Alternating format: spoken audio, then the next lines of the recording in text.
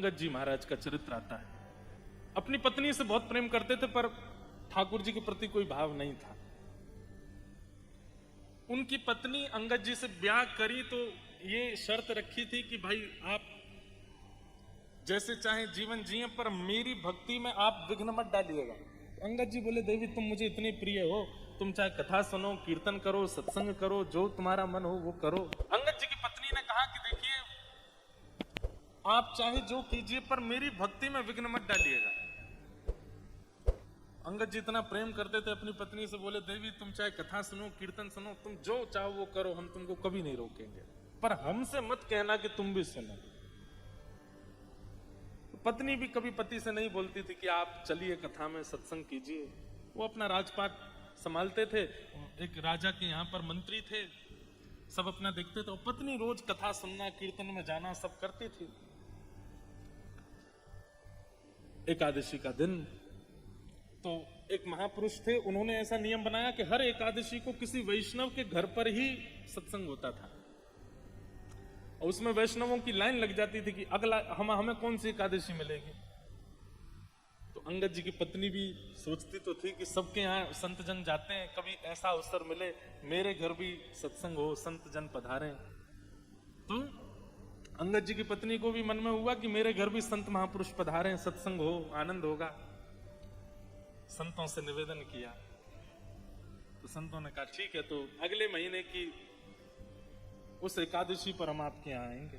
वो तो इतनी प्रसन्न हो गई, अभी से लग गई तैयारियों में। अंगद जी सुबह चले जाते थे, शाम को आते थे लौट करके। वो एकादशी का दिन आया, खूब सारे संत पधारे, वैष्णव पधारे, कथा कीर्तन चल रहा है, घर का वातावरण किसी तीर्थ से कम नहीं लग रहा था।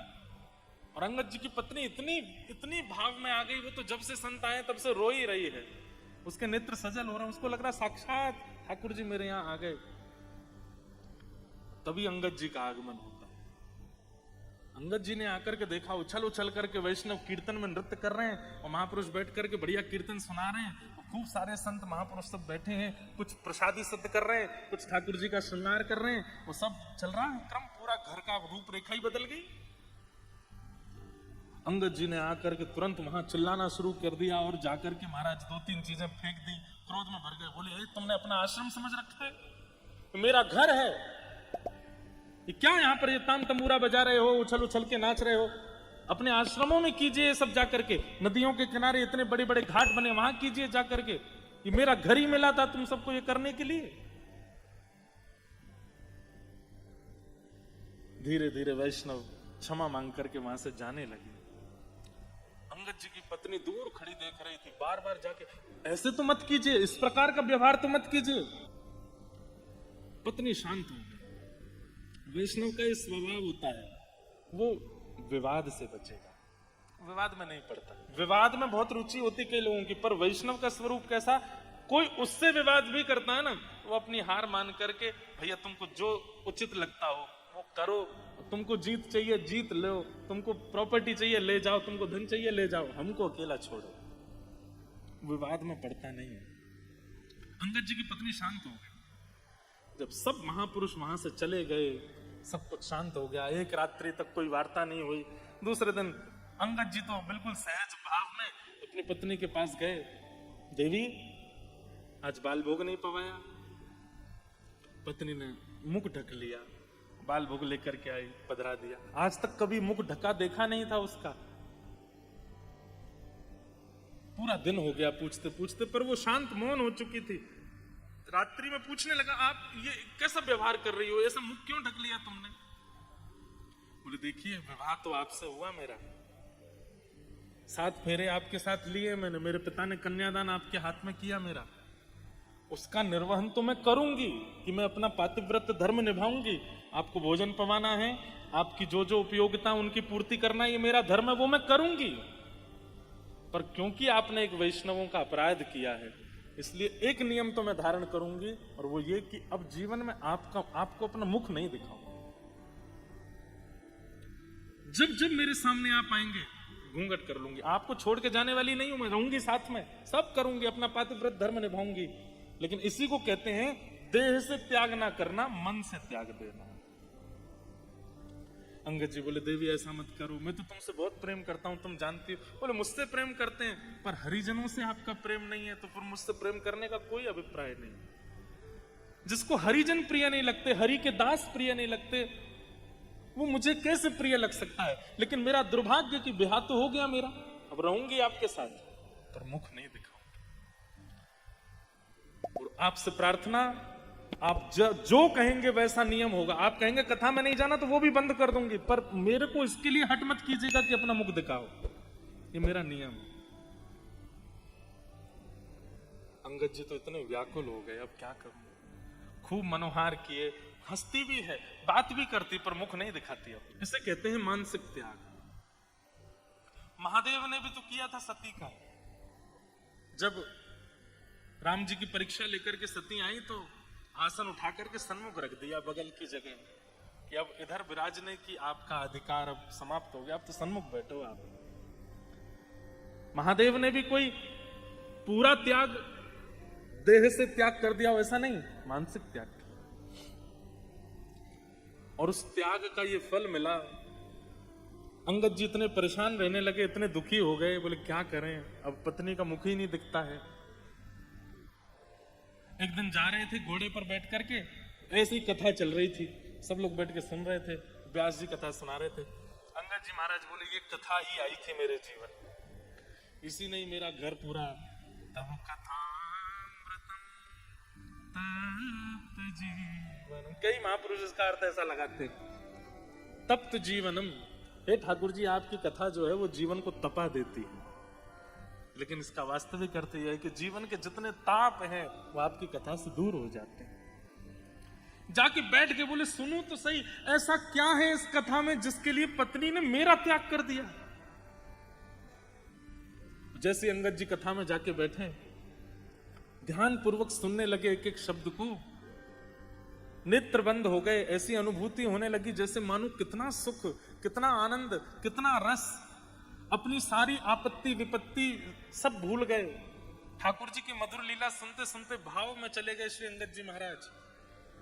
जैसे कथा विश्राम हुई, आरती होने लगी, अंगद जी उठ करके व्याकुल हो गए, पूछने लगे भैया ये क्या हुआ, सब खड़े क्यों हो गए। बोले कथा विश्राम हो गई। विश्राम हो गई? बोले हाँ। कथा सुनने का असली अर्थ यही है कि विश्राम हो जाए और आप व्याकुल हो जाओ। बोले हो गई कथा? अंगद जी बोले अब कब होगी?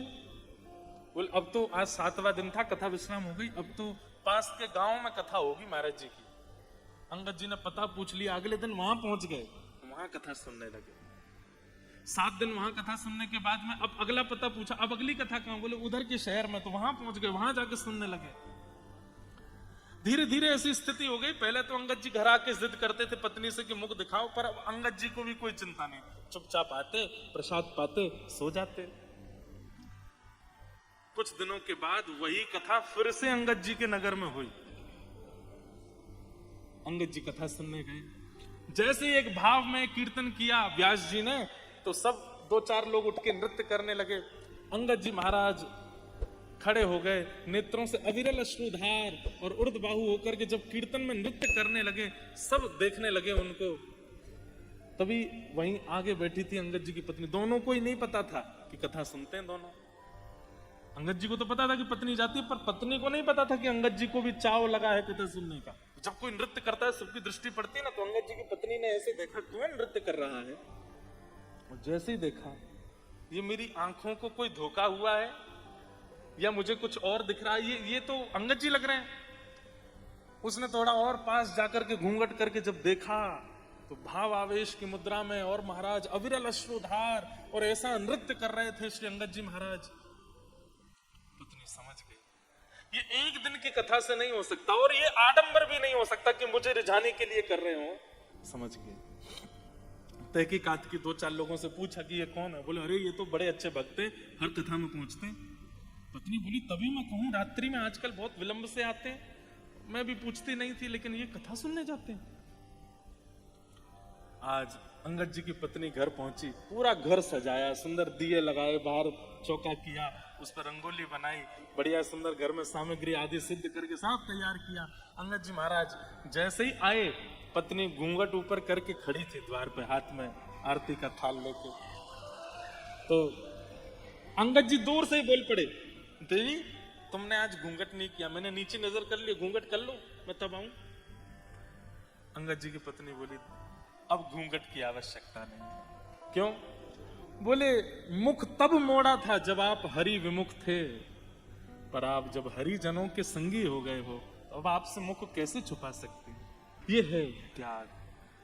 तजोरे मन हरि विमुख को संग। और उसके बाद पता है क्या हुआ? अंगद जी घर आए, पत्नी से बोले, पत्नी बोली, अब देख लीजिए मुझे जी भर के, 9 महीना हो गए आपने हमको देखा नहीं, आप तो देख लो। अंगद जी बोले, देवी अब मेरी देखने की इच्छा खत्म हो गई। अब तो श्याम सुंदर से नेत्र लड़ गए हैं। अब तो कथा ने ऐसा मुख मोड़ दिया है ठाकुर जी की ओर कि अब उनकी सुंदरता के आगे कोई सुंदर नहीं लगता। अब तो केवल उनको देखने का चाव है।